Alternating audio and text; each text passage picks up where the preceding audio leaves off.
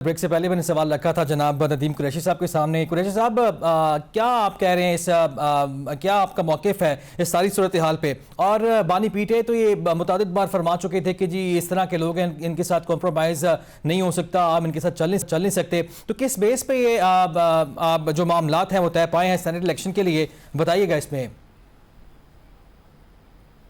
دیکھیں، اس سے پہلے میں گزارش کروں گا علی گوہر بلوچ صاحب کی خدمت میں، میرے بہت پیارے اور محترم بھائی ہیں، یہ بار بار بابا رحمتے کا ذکر کرتے ہیں، یہ بار بار وہ ٹرمینالوجی استعمال کرتے ہیں جو لوگوں کو ایک وقت میں بڑی اچھی لگتی تھی، لیکن ان کو یاد ہوگا یہ ایک زمانے میں اے ٹی ایمز کے نام لیا کرتے تھے، معلم جبا کیس کا نام لیا کرتے تھے، وہ سارے اے ٹی ایمز اور معلم جبا بھی ان کو پیارے ہو گئے ہیں۔ ابھی جی پی آئی اے کے جس وزیر کا انہوں نے ذکر کیا کہ انہوں نے ہماری فلائٹس ختم کروائی تھی پاکستان کی، وہ وزیر بھی ان کو پیارے ہو گئے ہیں۔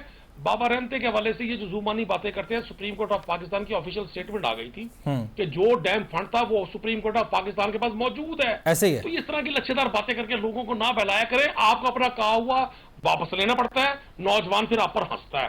جہاں تک آپ نے بات کی سینٹ کے انتخابات کی، دیکھیں ماضی میں بھی یہ روایت رہی ہے کہ اس طرح کی ارینجمنٹ لوکلی ہو جاتی ہیں۔ پرویز الہی صاحب چیف منسٹر پنجاب تھے، تو پنجاب میں اس وقت پی ایم ایل اپوزیشن میں تھی، پیپلز پارٹی اپوزیشن میں تھی، یہ ہم پر بڑی تنقید کیا کرتے تھے، بڑی ہمیں سلیکٹڈ گورنمنٹ کہا کرتے تھے کہ یہ بیٹھے ہمارے ساتھ، یہاں ارینجمنٹ ہوئی اور یہاں سینٹ کے لوگ بلا مقابلہ منتخب ہو گئے تھے سینٹ پنجاب میں۔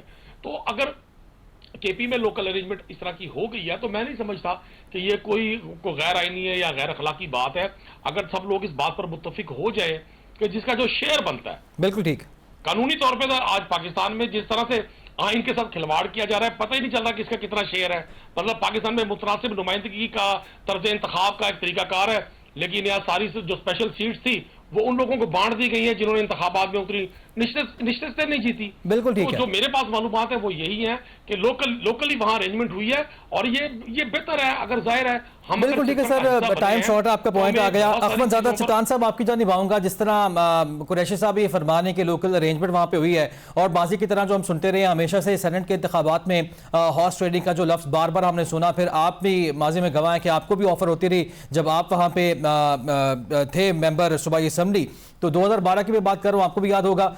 تو اس ساری صورتحال میں ہارس ٹریڈنگ کا جو شور تھا، کیا وہ تھمنے کا نام لے گا؟ دیکھیے، اللہ کرے کہ اس بار پختونخوا میں جو سینٹ کا الیکشن ہے اس میں نہیں ہو۔ مجھے تو یہ نہیں پتا کہ اپوزیشن اور گورنمنٹ کا کیا ہوا ہے، لیکن مجھے یہ پتا ہے کہ گنڈاپور صاحب کے برکت سے، گنڈاپور صاحب کے مہربانی سے اپوزیشن کے جو لوگ ہیں، جماعت علماء اسلام، پاکستان پیپلز پارٹی اور عوامی نیشنل پارٹی، ان کا اتحاد ہو چکا ہے۔ ہم اپنے 5 سیٹیں بہت آرام سے جیت سکتے ہیں۔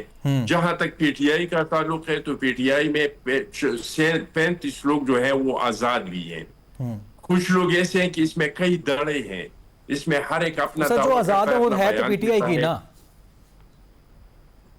وہ تو اپنے آپ کو آزاد کہہ رہے ہیں، مجھے نہیں پتا کہ پی ٹی آئی کے ہے کہ اس کی نہیں ہے، وجوہات تو سب کے سامنے ہیں۔ لیکن اللہ کرے کہ اگر جس طرح کے خبریں میں سن رہا ہوں تو مجھے لگتا ہے کہ پی ٹی آئی 2-3 سیٹوں سے زیادہ بمشکل ہے کہ جیت جائے، کیونکہ ان میں اندر کے ٹوٹ پھوٹ ہے، اور خود گنڈاپور صاحب چاہتے ہیں کہ ہم سیٹیں ہارے تاکہ وہ اپنے مخالفین پہ یہ الزام لگا سکے کہ یہ ان کی وجہ سے ان لوگوں نے ہمیں ووٹ نہیں دیا اور ان لوگوں کی وجہ سے یہ سیٹیں ہم ہار گئے۔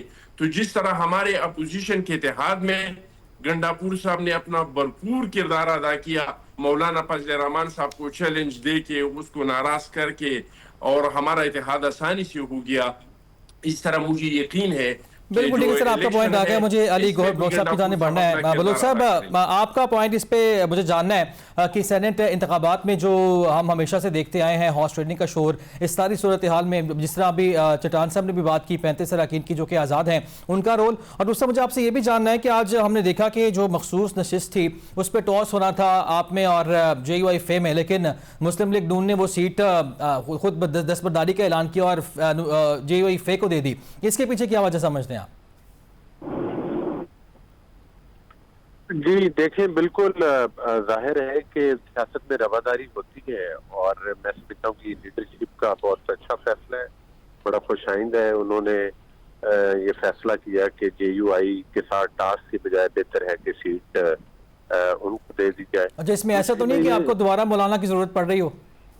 نہیں دیکھیں مولانا صاحب کی ایک پارٹی ان کی ایک حیثیت ہے، ان کی ایک نمائندگی ہے اسمبلیوں کے اندر، اور بالکل ہم تو ان کے لیے کہتے ہیں کہ وہ جس طرح سے پی ڈی ایم میں ہمارے ساتھ چلے، آج بھی وہ ہمارے ساتھ کھڑے ہوں۔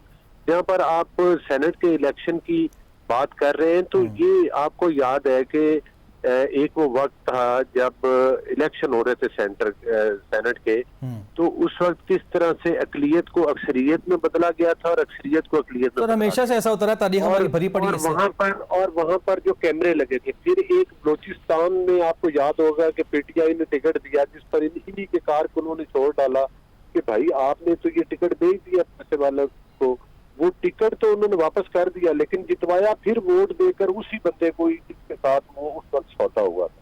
تو یہ افسوسناک صورتحال ہے۔ میں سمجھتا ہوں کہ دانش مندی یہ تھی کہ یہ اپنی سیٹوں کے حساب سے تمام پولیٹیکل پارٹی جو ہے کے میں وہ آپس میں طے کر لیتی کہ جتنی پارٹی تاکہ ہاؤس ٹریننگ موجود تھی، لیکن وہ ظاہر ہے پھر گنڈا پور صاحب کا اور ان کا پی ٹی آئی کا وہ پھر وہ کام نہیں چلتا نا، وہ دال روٹی والا، تو اس وجہ سے پھر وہ کرتے اس قسم کے بیانات دے دیتے ہیں تاکہ وہ کوئی بھی جن چیزوں بنیادی چیزوں پر اتفاق ہو سکتا ہے۔ بالکل ٹھیک ہے، چلیں سر آپ کا پوائنٹ آ گیا کیونکہ پروگرام کا وقت ختم ہوا چاہتا ہے۔ چلیں سر دیکھتے ہیں بہرحال اس پہ کیا ہوتا ہے، باتیں تو ساری ہوں گی کلیئر۔ اب دیکھنا یہ ہوگا کہ سینٹ کا انتخابات جو کے پی بھی ہونے ہیں، بہرحال تو پنجاب میں بھی ہونے ہیں، کیا مستقبل ہوگا یہ تو وقت بتائے گا۔ پروگرام کا ناظرین وقت ختم ہوا چاہتا ہے، اجازت دیجیے، اللہ حافظ۔